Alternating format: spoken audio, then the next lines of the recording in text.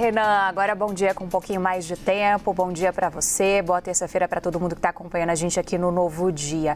Olha, eu e a repórter Gabriela Veras conversamos com membros da equipe médica do presidente Lula para trazer já algumas informações antes dessa coletiva que de fato vai detalhar, tudo o que aconteceu.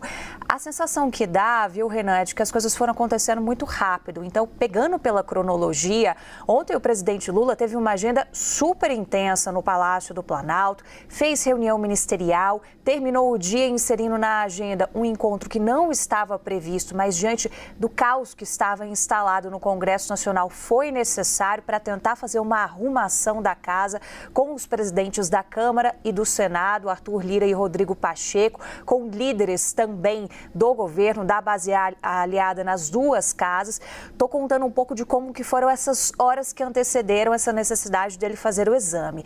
Aí o presidente começou a se queixar de algumas dores. Eu já questionei alguns interlocutores se foi realmente somente ontem ou se ele já vinha se queixando há alguns dias. A resposta que eu tenho até agora é de que foi ontem que ele apresentou esses sinais, de que estava sentindo uma dor ou outra. Isso acendeu uma espécie de sinal de alerta.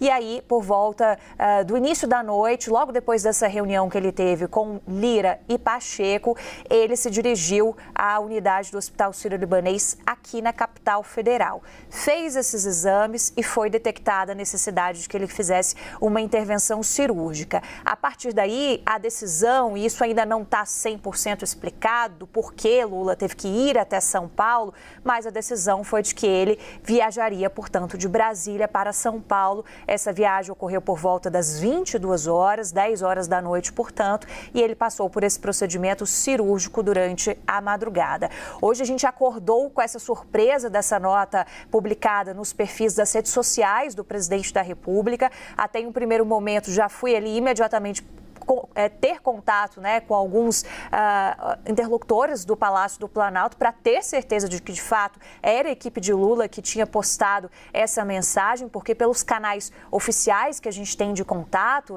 de grupos, de listas de transmissão, ainda não tinha chegado nada para a gente.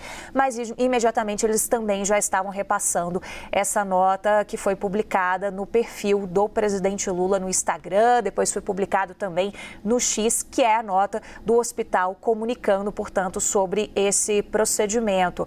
Essa nota aí que a gente está dando destaque aqui na tela também, a Gabriela Milanese estava lendo para a gente, só trazer mais detalhes, pincelar algumas informações. A nota fala da realização desse exame de imagem, dessas dores que o Lula sentiu na cabeça, que o presidente da República sentiu, com essa necessidade desse exame de ressonância magnética mostrando uma hemorragia intracraniana relacionada diretamente com o acidente que ele sofreu num sábado, era um sábado à noite, 19 de outubro, no Palácio da Alvorada. Foi aí, então, que houve essa necessidade de uma transferência para o Hospital Sírio-Libanês, na unidade de São Paulo, onde o presidente foi submetido a essa craniotomia para que esse hematoma pudesse ser drenado. Uma cirurgia que foi considerada bem-sucedida, sem intercorrências, e o presidente encontra-se bem. Gabriela Veras também apurou que, por óbvio, a agenda desta terça-feira está toda cancelada. Haveria, inclusive, uma previsão de uma agenda bastante extensa aqui na capital federal. Fica tudo cancelado. Lula fica em São Paulo até segunda ordem.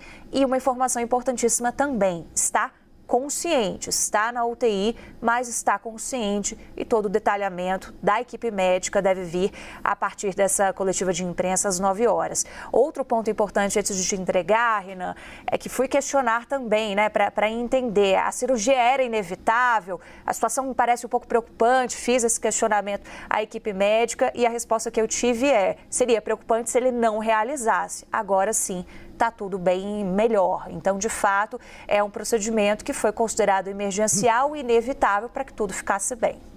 Isabel, aproveitando a sua apuração, chama muita atenção porque a gente está falando de um acidente doméstico do presidente Lula. Inclusive, eu estava de plantão, cheguei a conversar com o Dr. Calil, nosso companheiro aqui de CNN, a respeito desse acidente doméstico. Ele tinha ali, à época, a gente está falando de quase 2 meses desse acidente, trazido, né, para a gente a magnitude desse acidente, que não foi um simples acidente doméstico, né, que ele havia realmente tido um golpe profundo na cabeça nesse acidente.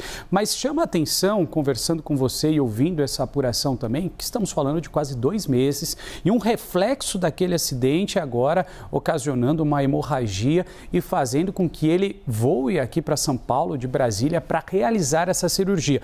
Obviamente, né, Isabel, a gente vai ter mais detalhes, não somos médicos aqui, mas teremos mais detalhes nesse boletim de ocorrência que sairá às 9 horas da manhã. Boletim de ocorrência, não, boletim médico, perdão, às 9 horas da manhã. E aí eu te pergunto, nessa conversa, não sei se foi possível, né, já ter acesso a alguns detalhes. É uma situação normal, depois de quase 2 meses desse acidente doméstico, ele apresentar ainda problemas relacionados a essa queda?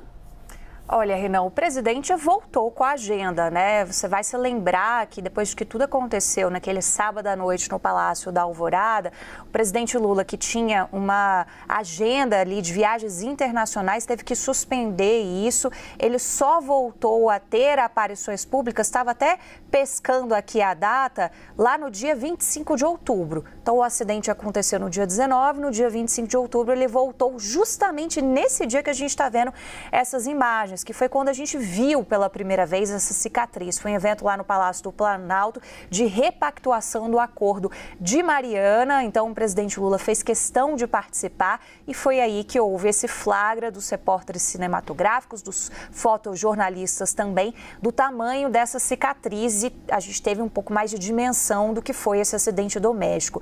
Em alguns outros momentos, ele relatou a interlocutores, relatou a entrevistas ali que participou em algumas rádios, também sobre como que foi esse processo, né? Não foi coisa pequena, de fato. É uma preocupação que é levantada com pessoas com a idade dele, por óbvio, com todo mundo, mas com esse tipo de índice de acidentes domésticos também. Isso é um fator preocupante. E o que está acontecendo com o presidente Lula, acho que serve de alerta para muita gente também, né? Porque esses acidentes, infelizmente, eles não são incomuns. O que a gente tem de relatos do Palácio do Planalto, de que o presidente Lula estava cortando a unha, se apoiou ali num banquinho, acabou se desequilibrando e acabou caindo. Então, sim, desde então, a situação dele é rotineiramente acompanhada. O presidente Lula não vai a agenda nenhuma, não se desloca por lugar nenhum, Renan, para vocês terem ideia, sem que a ambulância oficial que fica de prontidão lá no Palácio do Planalto faça esse acompanhamento no comboio. Então, todo momento isso estava sendo monitorado, mas até aqui a informação que a gente tem é que essas dores foram sentidas mais realmente no dia de ontem, daí essa necessidade de ir até o Hospital Sírio-Libanês para passar por esses exames, e foi onde se detectou que havia de fato uma hemorragia. Até então, né, segundo eu questionei isso aos interlocutores, ainda não tive uma resposta diferente. Se tiver, aviso vocês. Ele não estaria se queixando dessas dores. Isso foi uma coisa mais recente mesmo, né? Então, de fato, isso mostra o quão preocupante pode ser uma queda desse tipo, que acontece com muitas pessoas já de idade. Fica esse alerta para quem está acompanhando a gente, para prestar bastante atenção e fazer esse monitoramento. Porque a gente está em dezembro e agora está vindo uma consequência bastante preocupante que necessitou, inclusive, de uma intervenção cirúrgica, Renan. Mas, de fato, as informações que a gente tem é de que ele está consciente, a UTI é um procedimento de praxe, mas, claro, que levanta muita preocupação por conta da velocidade dos acontecimentos. É aquilo que eu estava falando para vocês. Ele cumpriu a agenda normalmente, fez viagens internacionais, inclusive nos últimos dias, né? Não numa distância tão grande quanto ele faria lá em outubro, mas sim, estava cumprindo a agenda normalmente, viajando pelo Brasil, viajando para fora do país, voltou uma agenda muito muito intensa na segunda-feira, quando ao final do dia, aí sim, essas queixas de dores na cabeça, elas se acentuaram com essa necessidade de que ele fosse fazer esses exames. E aí, imediatamente, né, a palavra inevitável é importante.